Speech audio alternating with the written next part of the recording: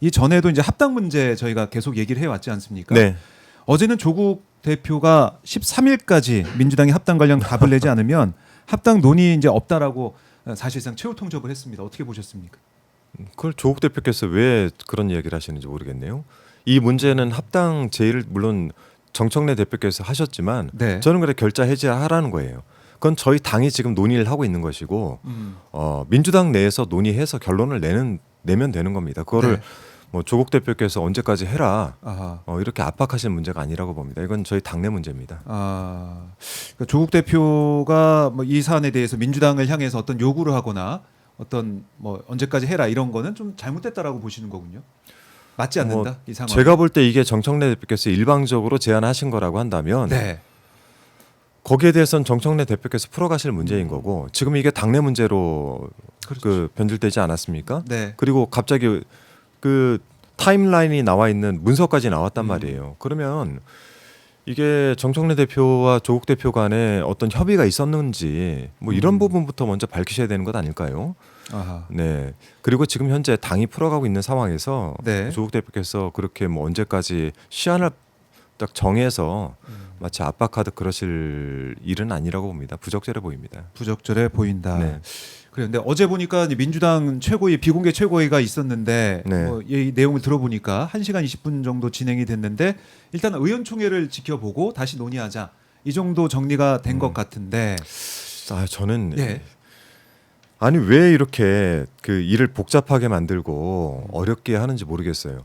저는 주말 사이에 끝내야 됐다고 보는 겁니다. 그러니까 이렇게 많은 당론을 분열을 시켜놨잖아요. 지금은 당원들끼리 싸우고 의원들끼리 지금 의견이 달라가지고 이러고 있으면 네. 도대체 당이 얻을 수 있는 게 뭡니까? 예를 들어서 합당을 한다 치더라도 우리 당의 40% 50%를 잃고 나면 200만 중에서 80에서 100만을 잃게 되는 것인데 그리고 나서 합당을 하면 뭘 얻게 되는 겁니까? 이럴 때는 논의를 중단을 하고 출구 전략을 모색을 하고 네. 당을 통합하고 그리고 나서 이번 주부터는 빠르게 정부를 지원할 수 있는 민생 현안, 네. 개혁 현안 이쪽으로 돌아서야 되는 것 아닙니까? 설이 지금 코앞에 그렇죠. 다가와 있는데 이거를 10일 의총을 하고 나서도 이걸 지켜보고 나서 결론을 내겠다? 그러면은 13일에 조국 대표께서 시한 제안한 것과 네. 이걸 뭐 결을 맞춰 가지고 가겠다는 겁니까? 아하. 저는 왜 이렇게 일을 진행하는지 모르겠어요. 그러니까 그 말씀은 지금 이제 오늘 뭐 최고위도 있지만은 내일 의총 거치고 그 내용 가지고 또 최고를 한번 열어서 13일 시한까지 어떻게 보면 또 맞아 들어가네요. 시한이. 그러니까요. 지금 보니까 자꾸 의심을 할 수밖에 없게 만들잖아요. 시한 자체가 또 이번 주 네. 이렇게 보게 되는 상황이고. 근데 정청래 대표 쪽에서는 그런 얘기를 계속 해요.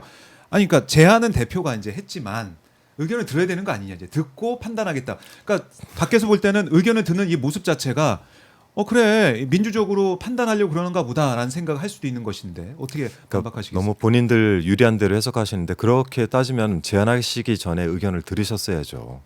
왜 일은 본인이 벌려놓고 나서 이 수습을 하는 데 있어서 민주주의 당원 주권, 민주주의 이런 걸 얘기하십니까? 네. 제안 자체를 그렇게 그 독단적으로 하신 것부터가 문제라고 생각하고 저는 개인적으로 결자 해지하셔야 된다고 보고 네. 지금 관련된 문서 나온 것도 마찬가지. 문서. 뭐 특검 추천도 마찬가지. 지금 계속해서 문제가 생기고 있고 시점들도 정부의 성과가 나올 때마다 이러고 있어서 네. 그 정부의 성과가 자꾸 가려지지 않습니까? 그렇죠. 이제 일하는 국회 또 입법 과정을 계속해서 얘기를 하고 있는데 네, 일보다는 이 당내 합당 뭐 어떻게 논의가 되고 있는지. 아주 간단해요. 예. 윤석열 정부의 비상계엄과 윤석열 탄핵 그리고 어렵게 지금 대통령이 되셨잖아요. 네. 사법부에서조차도 후보 자격까지 뺏으려고 했단 말이에요. 근데 이렇게 해서 어렵게 당선이 되고 지금 오늘 뭐 주식시장 상황도 그렇고 대통령께서 뭐 지속적으로 주택시장도 안정화를 추구하고 계시고 설 전에 민생물가 잡아야 될 거 아닙니까? 네. 그러면 당이 할 일은 뻔하죠. 조용히 정부를 뒷받침하면 되는 겁니다. 근데 이렇게 시끄럽게 해서 모든 이슈를 이 합당 블랙홀렛 다 빨아들여 버리면 그 흔히 얘기하는 정치적으로 얘기할 때 설 밥상에 합당 이슈가 올라가서 되겠습니까? 그 말씀 들어보니까 시간이 진짜 별로 없네요. 아니 골든 타임이. 일요일까지 마쳤어야죠. 그런데도 10일까지 의총을 듣고 나서 뭘 또 논의를 하고 뭘 또 결론을 냅니까? 그러니까 어제 보면은 당정 협의회를 저도 이제 지켜봤는데 네. 김민석 총리나 강훈식 비서실장의 모두 발언 들어보면 뭐라 그래야 될까요? 이게 절박함 뭐 이런 게 좀 느껴지더라고요. 그러니까 입법이 빨리 돼야 일을 하는데 그게 아마 청와대 기류인 것 같기도 하고 어떻게 파악하고 계십니까? 아니, 얼마나 답답하시겠어요. 정부 입장에서 봤을 때 얼마나 답답하겠습니까? 네. 아니 뭘 해도 이슈가 만들어지질 않아요. 성과를 내도 홍보가 되질 않습니다. 네. 일을 진행하려고 하는데 입법이 너무 늦어요. 개혁까지 해야 되는데 예. 당에서 움직이질 않습니다. 음. 얼마나 답답하겠어요. 지금 국민들이 사실 당의 합당 문제가 더 네. 관심 있겠습니까? 민생 현안이 더 관심 있겠습니까? 윤석열 재판 아직도 진행 중에 있고 대북송금 대장동 재판도 지금 아직까지 진행되고 있습니다. 근데 이런 중요한 문제들을 놔두고 지금 합당 이슈를 띄울 땐가? 그러니까 지금 시간이 없다라는 말씀을 계속 하고 계신데, 근데 정청래 대표 측이 뭐 오늘 아침 인터뷰나 이런 걸 좀 보면은 찬반이 팽팽하다. 그래서 어느 한쪽으로 바로 매듭을 지을 수 없는 상황이다. 뭐 이런 취지에도 주장하는 것 같아요. 굉장히 잘못된 주장이죠. 어. 찬반이 팽팽하게 만들었기 때문에 빨리 이 일을 중단하고 일단락 지어야 됩니다. 찬반을 팽팽하게 만드는 것 자체가 문제가 있는 거죠. 당론을 분열시켜 놨잖아요. 네. 그러면 거기에 대한 책임을 지고 빨리 이걸 매듭을 지어야죠. 그러니까 찬반이 팽팽한 것 자체가 이제 당의 이제 분열을 보여주는 상황이다. 그렇게 안 가도 되는 걸 지금 이렇게 만들었지 않습니까?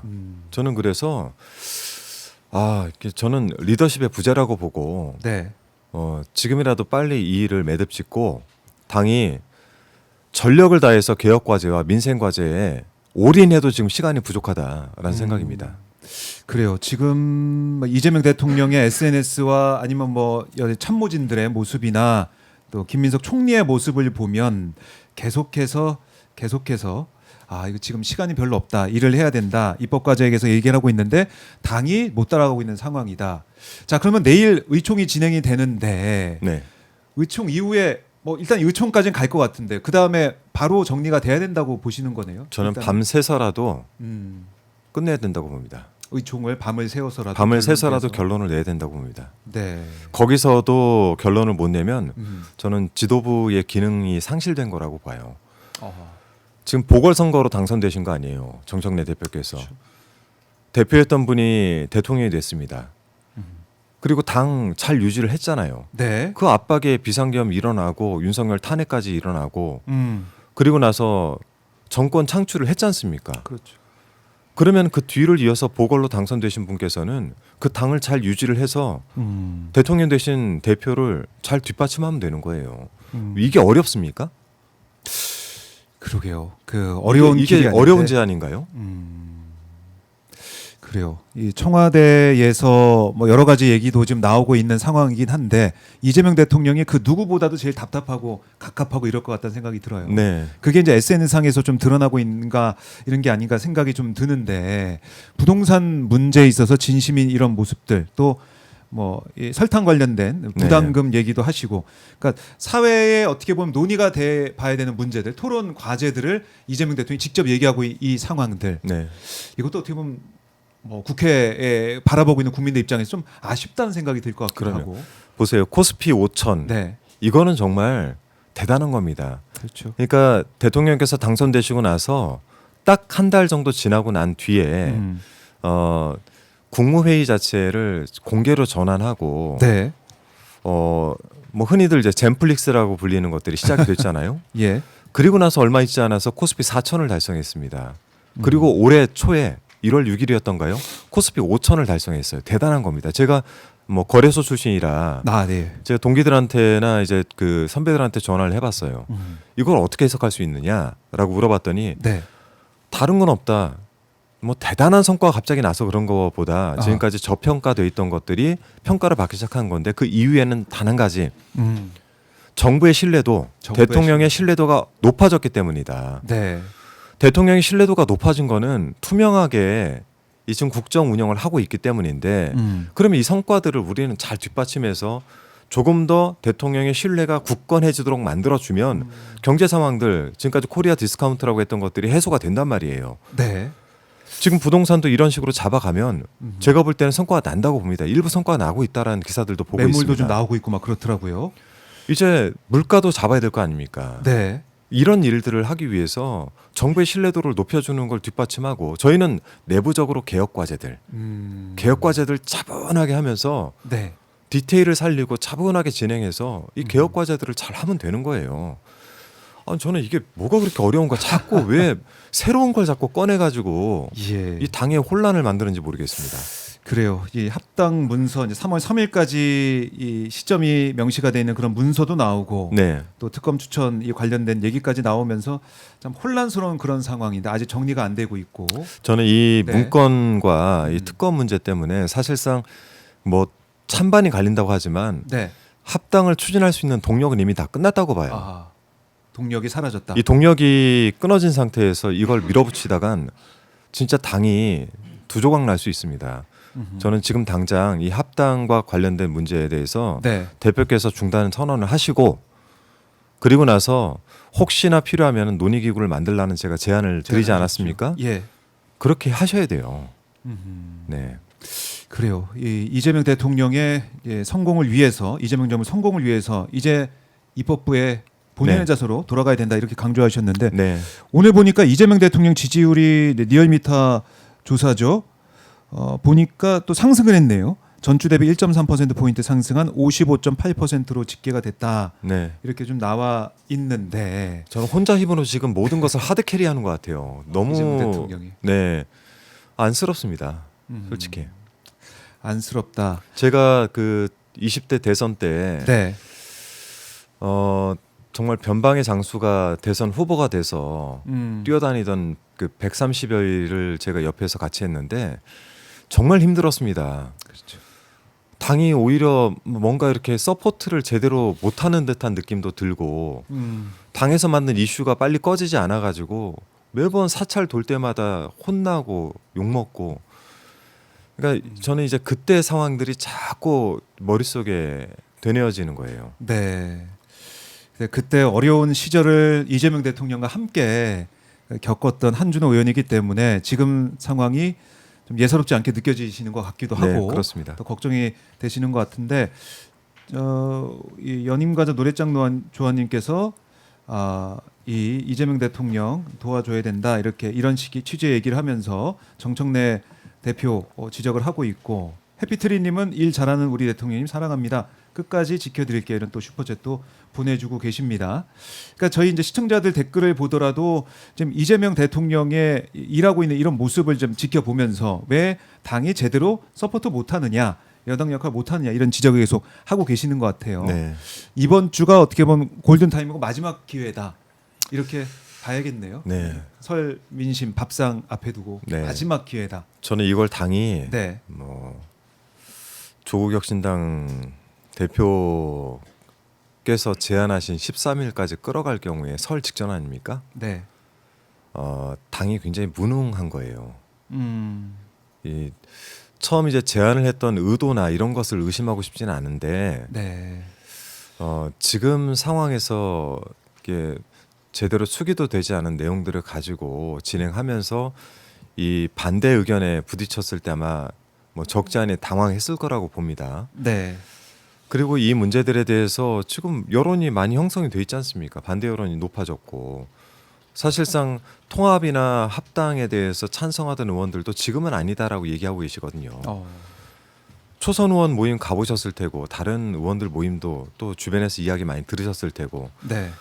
뭐 일부 게시판만 보고 계시진 않을 거라고 봐요. 많은 것들을 보면서 지금 사람들의 의견을 듣고 계실 텐데 네. 이거를 결단을 못하고 이렇게 질질 끈다면 이게 지도자로서의 자세가 아니죠. 네. 이제는 이 결론을 지어야 된다. 네. 멈춰야 된다. 합당 논의는 멈춰야 된다. 걷어들여야 된다. 이렇게 좀 강조하고 계신데 일주일 전에 저희가 똑같은 얘기를 했어요, 사실은. 네. 근데 일주일이 그냥 또 지나가 버린 듯한 느낌도 들고 네. 소선 의원도 만나고 뭐 재선 의원도 만나고 이렇게 했지만 결론은 나지 않고 있고. 결론이 안 나는 게 아니라 결론을 안 내고 있는 것 같습니다.